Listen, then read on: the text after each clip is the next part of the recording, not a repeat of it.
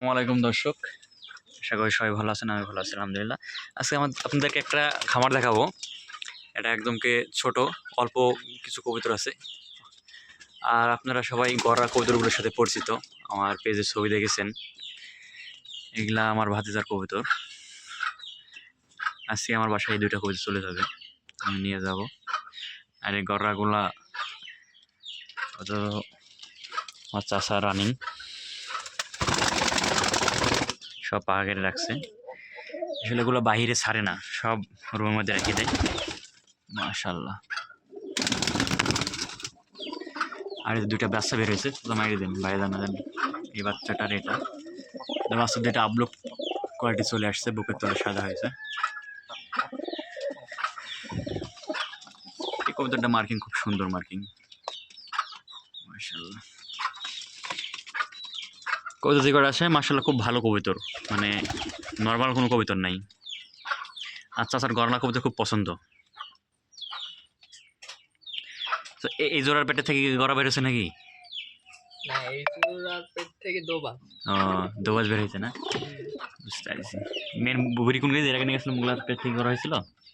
আর এক জোড়া ছিল, ওই জোড়ার পেট থেকে। আর এই যে একটা নর, এই নরটা দেখেছেন আপনারা, পেজে ছবি ছাড়া ছিল। মাশাআল্লাহ। গড়া আর কো সবগুলো বাইকের দিক এ ডিম পারবে তো? ডিম দিছে তো একটা না, দেয়নি, ওরা ডিম দিবে আজ। আর আছে নিচে স্যার বিস্কিট কালার আছে এখানে।